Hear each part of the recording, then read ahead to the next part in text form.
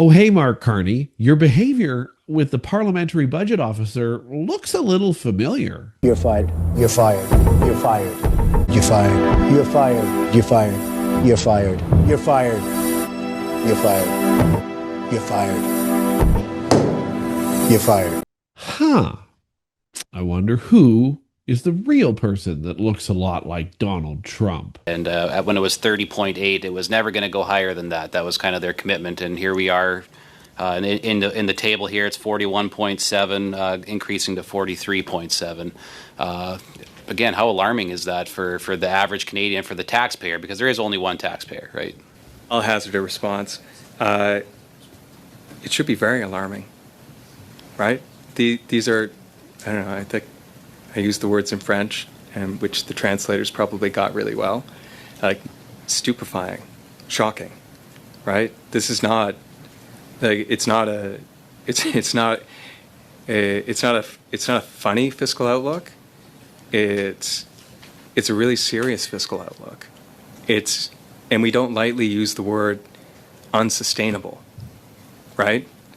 Unsustainable means you don't have the option of saying, maybe I'll wait a couple of years, I'll see how things go.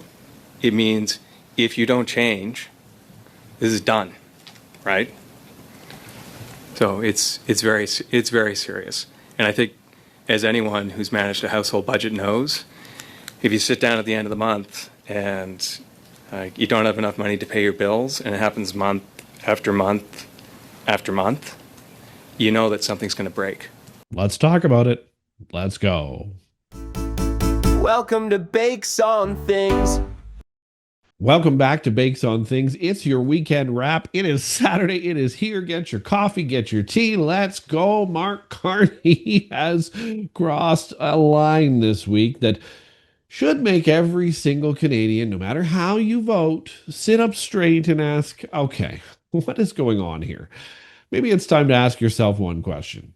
Is this still a democracy in Canada, or is it a government that punishes anyone who tells the truth? Because what we witnessed this week, what the Liberals actually just pulled off and posted a new job for, wasn't politics. It wasn't governance. It wasn't even spin. It was a purge of someone who disagreed with them. The Parliamentary Budget Officer, one of the very few independent voices left in Ottawa, one of the last offices that still deals in uncomfortable facts instead of curated fairy tales, was fired. Fired for doing his job correctly. Fired for telling Canadians the truth. Fired for disagreeing with Mark Carney. Fired because he dared to use words like stupefying to describe the government's runaway spending. Fired because he warned in plain, unvarnished English, as you heard in the open, that Canada, if it continues down this path of astronomical debt, structural deficits, and performative budgeting, as we saw this week, then, quote, we're done. It's done. You don't relieve someone like that of their duties. You just don't. You promote them. You listen to them. You ask them why the fiscal alarms are blaring for them. But instead, Mark Carney got rid of him, the man who promised transparency, who promised competence, who promised he was the world-class banker, who promised to be different, decided he didn't like his tone. He didn't like the accuracy. He didn't like the honesty of everything. So he did what the one thing an insecure government always does. Well, he killed the messenger. And then, as if to spit in the face of every Canadian watching, the Liberals have already posted a new job description for the Parliamentary Budget Officer that now suddenly reads like something written by a 19th century monarch selecting a court servant. It talks about the importance of being discreet. It talks about maintaining decorum. Okay, because that wasn't decorum, being honest. That's interesting. It talks about alignment. With whom, Mark? With whom? Alignment with what? Because the PBO is not supposed to align with the Prime Minister or any other party. The PBO is not supposed to align with the Liberal caucus. The PBO is supposed to align with the truth. That's what the PBO's job is to do. The numbers, the math, and the accountability owed to the people footing the bill for this country. That's you and I. Let's be brutally clear about what this job posting really actually means. It means agree with Mark Carney or get the hell out. It means say nice things about the deficit or lose your career. It means don't embarrass the government with facts, don't question the spending, don't warn Canadians, don't just keep your head down and your mouth shut, and you might get a spot with David Cochrane on CBC as long as you're not going to bring anything weird up during the interview, or you'll be replaced. This is not decorum in this country. This is control. This is the message management at the expense of democratic oversight. And this is the most dangerous part of all of this. It is the normalization of political interference in the very offices designed to prevent political interference. The Parliamentary Budget Officer is not some random bureaucrat. This office was created precisely so Canadians could see through the nonsense. It was created to give us independent costing, and Jake's knew it. Okay, it was independent projections. It was independent truth. That's what it's for. Because governments, especially liberal governments, it seems, always have the incentive to cook the books, bury the reality, and hope no one notices, because at least they have the media under their thumb. They'll never chase them liberals down the hall. The iceberg is hit, the ship is hitting the iceberg. That's what it is. And the bow is already underwater. When the PBO says our spending is stupefying and no other PBO has ever said it, maybe we should listen. The government should ask, hey, maybe we should fix that. Instead, Canada asked, who do we fire here? How do we get rid of this guy? He's disagreeing with us. Get him out. When the PBO says our debt path is unsustainable, the government should respond with, what changes must we make here? Instead, Carney responded with, how do we silence this guy?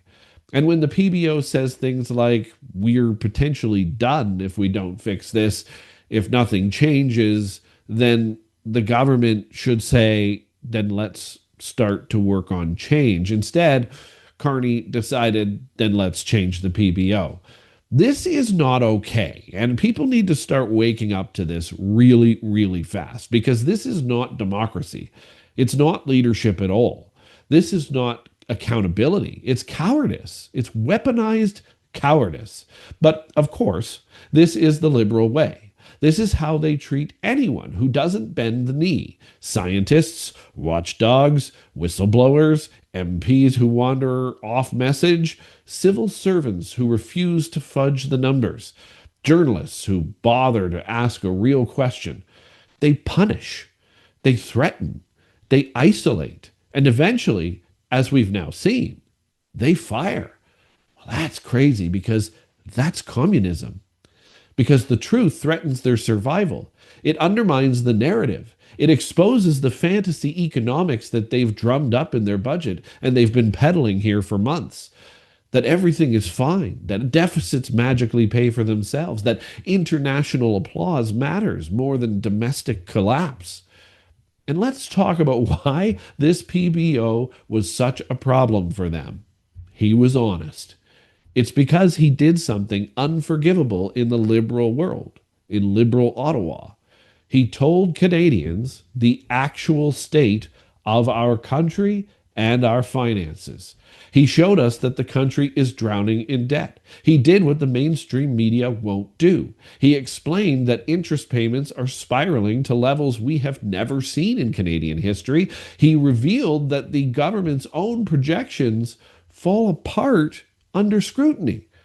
And he exposed the fact that this government has zero plan to fix it. Not 1 ounce of a plan. Not a single coherent idea to fix any of it. That is why he's now gone. Not because of decorum, not because of tone, not because of fit. He's gone because he threatened the illusion the liberals were painting for you. And the mainstream media couldn't call him on it. And let me say something directly to liberal supporters. If your economic plan is so fragile that one economist, just one, with a calculator, can destroy it, then your problem is not the economist, my friends. Your problem is the plan itself. Democracies do not fire watchdogs because they bark. Autocracies do.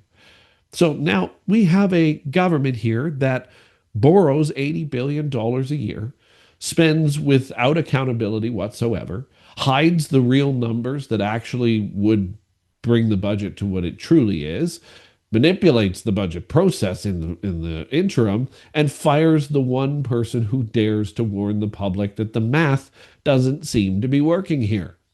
And they expect you to believe they are the adults in the room.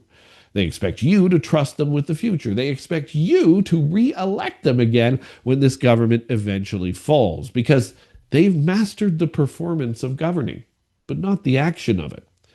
They have actually abandoned the substance of governing. To them, it's just a play. But here's the truth. The Liberals can't fire any of this truth, by the way. Here we go. When you remove independent oversight, you remove guardrails. When you remove guardrails, you remove protection for Canada's citizens and voters. When you remove protection, you invite collapse of a nation. We saw this in Iceland not too long ago, less than a decade or just a little over a decade. This is not the move of a confident government. This is the move of a desperate government. A government that sees their power dwindling. A government that fires the messenger is a government that knows the message is fatal. I hope you have a great weekend. Join the comments down below. Let's talk about this. I mean, obviously, none of us believe that Jake should have been fired in any way. But what are we going to expect from the next one? Is this just going to be somebody who kisses Mark Carney's feet like he does to Donald Trump? And if so, will we ever get the truth again in this country? One of the things the most recent Parliamentary Budget Officer provided all of us, including our mainstream media, which they could not argue with, which is what they hated as well, by the way, was the truth. It was just the truth. And now people are getting fired for it. Thanks for watching Bakes on Things, the Weekend Wrap. We'll be back Monday morning at 6 a.m. with the first sip. Do enjoy your weekend. It is supposed to be weird weather all across the country. Some places warm, some places snowing. But hey, if you can get outside, go out for a walk, do something non-political this weekend. Get away from it all for a day or two. And then join us again on Monday morning at 6 a.m. for the first sip. Have yourselves a fantastic weekend.